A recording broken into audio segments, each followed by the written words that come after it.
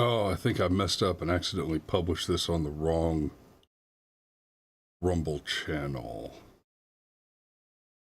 It'll be all right though. I'll see what happens. Okay, and there we go. So good morning, guys. Good morning, and let's go.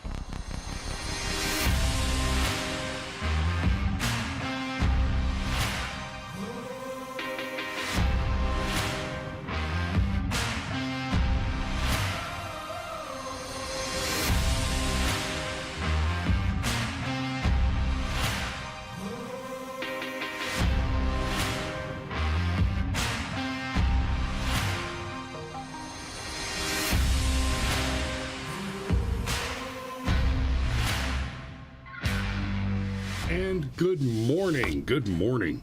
I just made myself a note here about checking the settings on Rumble. I love Rumble. I'm glad we're growing and doing well over there. But there's something going on. I don't know exactly what the deal is. It looks like it publishes every video twice, and I think that's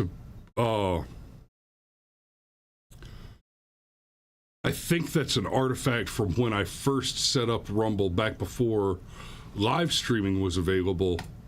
And because we couldn't live stream there yet, I built the account and had it just automatically republish everything we put on YouTube over there. So hopefully I can untie that knot later. So good morning. This morning we are going to talk about a little bit of breaking news, breaking updates. Zelensky associate was present at Biden bribery meetings, then went to work for Zelensky, who now is holding blackmail information against Joe Biden.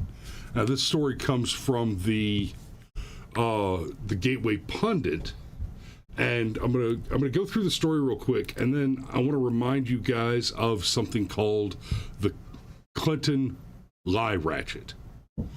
So, yeah, Alex says on Rumble that's YouTube sync. I think I've got that more or less figured out, except for where exactly in the settings I can switch that off. Because I think, Alex, that the dual publication is actually retarding my growth on Rumble, because there's two videos that are getting viewed and they're not the same thing. Well, and they're identical, so the viewership is getting split between two videos. I think that'll boost the numbers and improve the growth if I can fix that. Anywho, so the Gateway Pundit's got this story. It's trending on X, and oh my God, I don't even want to get into. I'm not even going to get into X right now. Maybe Cameron and I will talk about that tomorrow. But anyway, breaking updates: Zelensky associate was present at Biden bribery meetings, then went to work for President Zelensky, who is holding blackmail information against Joe Biden. So Peter Schweitzer went on with Jesse Waters on Monday night, where he proceeded to drop another bomb on the Biden crime family. According to Schweitzer, who wrote the bestseller Secret Empires on the Biden family crimes, told Jesse that one of Volodymyr Zelensky's top officials was sitting in the room when they were discussing bribing the Bidens, Joe and Hunter. Ukrainian President Zelensky has a top official who was sitting in on meetings where they talked about bribing the Clintons. Schweitzer suggests Zelensky is using this as leverage over the Biden regime for weapons and billions in U.S. dollars. And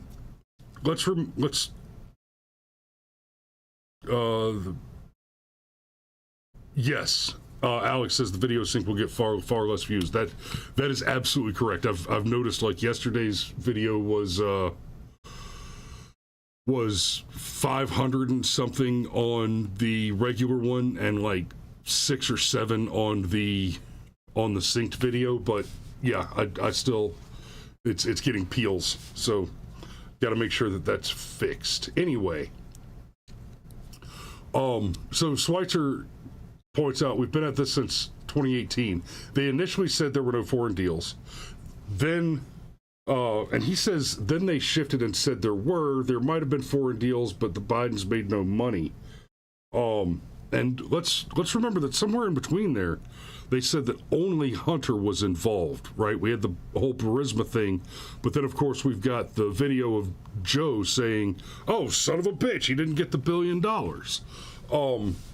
We have Biden essentially admitting on camera that he was not just involved with, but personally headed up and conducted a racketeering campaign funded by U.S. taxpayer dollars with the explicit and expressed intent of strong-arming a foreign government into covering up the crimes of his son while they were active and ongoing.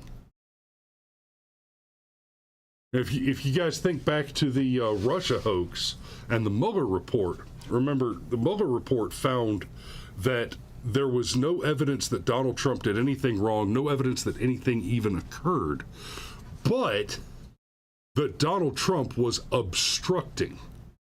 They never said obstructing justice, right? There were a few reporters that said that, but the suggestion was that he was obstructing some nebulous something, right? They couldn't say outright that he was obstructing justice because there was no evidence that there was any underlying crime.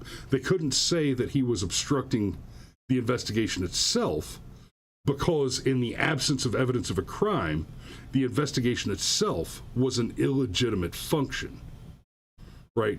They could not make those particular claims. And so they just said obstructing some nebulous thing. It's kind of like the language trick they did where they kept saying collusion, collusion, collusion, because collusion is not itself a crime. And nobody ever wanted to commit to actually accusing Donald Trump. Back then, they've become more brazen in recent years.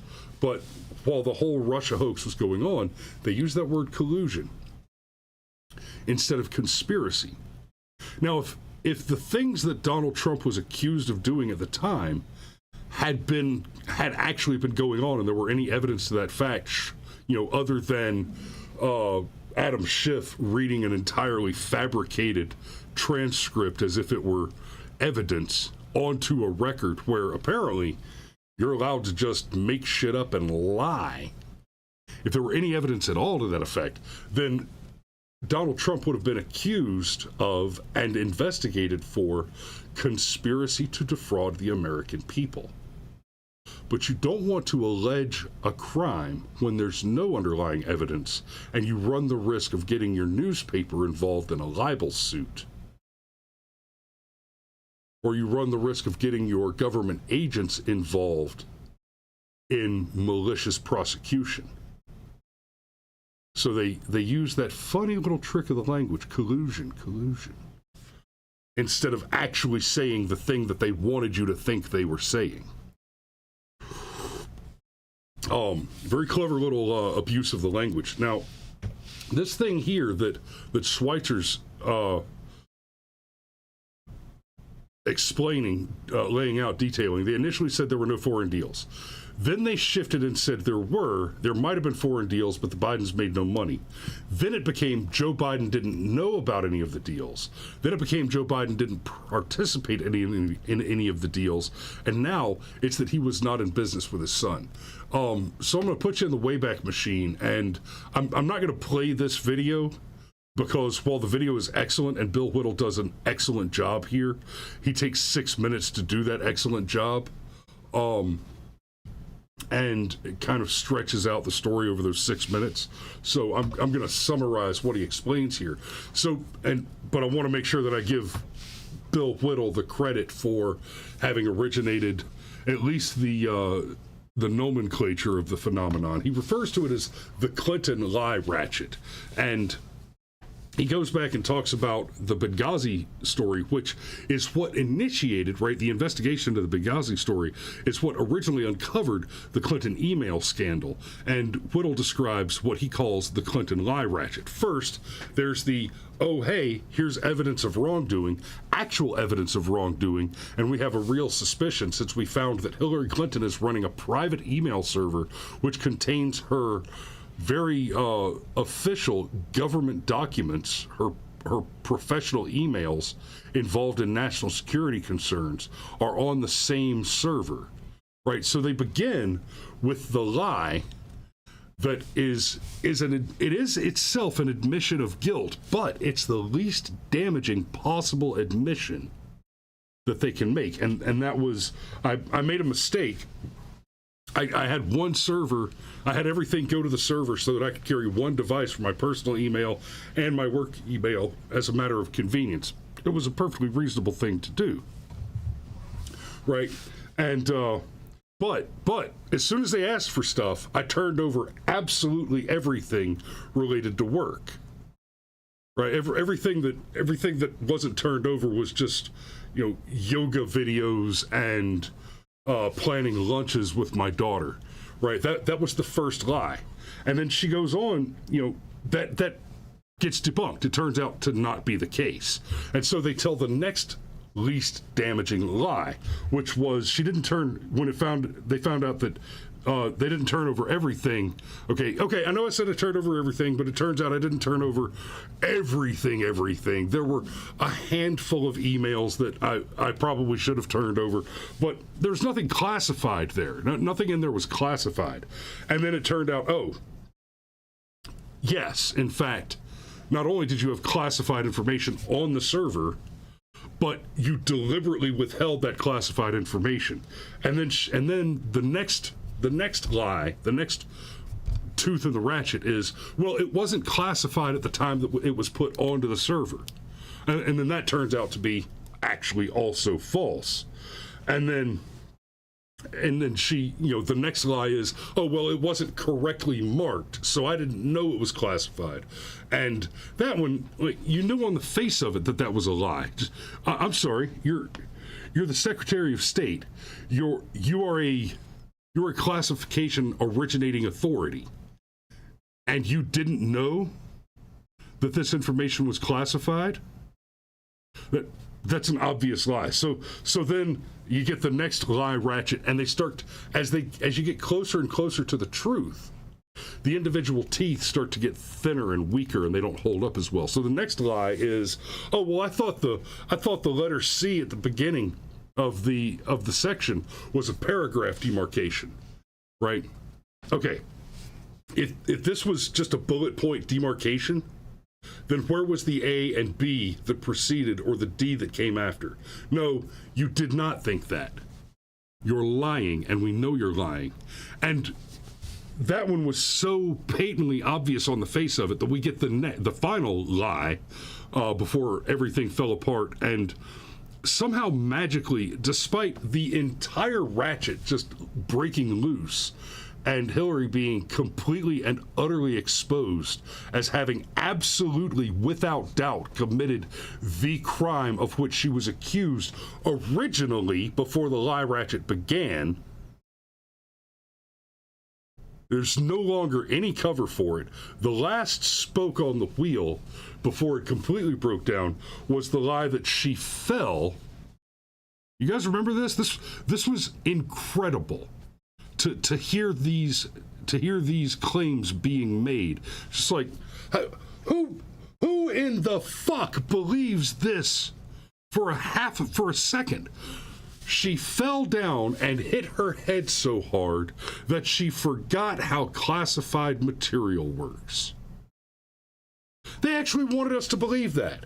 She fell down and hit her head and forgot how classification works. Let's say for just a moment that I accept that as a true statement. If that were the case, then how have you not immediately been removed from office for incompetence? You have suffered a medical trauma that has rendered you incompetent to the task and remained in office? Unbelievable. And of course we didn't believe it. And then we watched her go in and perjure herself in the hearings on the matter. And there were no consequences. Now, it may seem like I'm rehashing the past and talking about stuff that's not relevant anymore. I would say that absolutely it's relevant, because the fact is that we have criminals like the Clintons who have clearly and obviously committed very serious crimes against the country while serving in office and suffered zero consequences for those crimes, apart from perhaps the mild inconvenience of having to testify on the matter of the crimes in question. But it's also the case that we're seeing the same tactic being employed throughout the Biden scandals. We keep hearing the next new lie. Oh, we never did anything. Okay, well, Hunter did some stuff. Well, nothing Hunter did was wrong. Okay, well, the wrong stuff Hunter did, Joe didn't know about. Oh, well, the wrong stuff that Hunter did that Joe knew about, he didn't participate in. Right? As soon as you start to see the first claim get walked back in a case like this, where you have a high value target that begins with a statement of absolute negation, and that statement is followed by a statement of lesser negation, right? You start with the least damning, with the lie that admits the least damning possible facts. And then you step up to the next lie, which accepts the new information and still, taking that new information into account, admits to the next least damaging fact pattern. Right? As soon as you see that happen once, you should already start to fold your tinfoil hat, because the next tooth is going to click in the ratchet. As soon as you've got a third lie, it is unreasonable to accept that that third lie is not a lie. As soon as you've got a fourth lie, if there's not already a criminal investigation going on, then you have a bigger problem. And that problem, as we can see very clearly in the conduct of the dual-tier justice system between members of the globalist elite and the rest of us, we have a hostile government. Our own government has become hostile to the Constitution itself. Where the 14th Amendment is supposed to guarantee us equal rights and fair treatment under the law.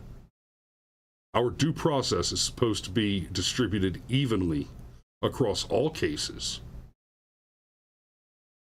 no matter who the accused is, no matter what rights are in question.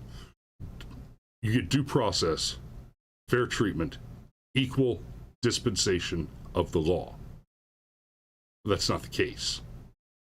Instead, it's the case that there is a two-tier justice system, and the two-tier justice system works in favor of those actors like the Clintons and Bidens, most hostile to the American people, the interests of the American people, and the sanctity of the Constitution of the United States of America. And I know it's 10 minutes early, but guys, I think that's all I've got this morning. I'm afraid if I try to go any further down this particular trail, I'm just going to rabbit hole until about 10 o'clock, and I've got work to do. So thanks for tuning in this morning. I'm going to take a minute real quick after the show this morning and see if I can figure out that video sync thing, and then I will see you tomorrow. Cameron should be back in studio. Thanks for watching. We love you, and we will see you tomorrow.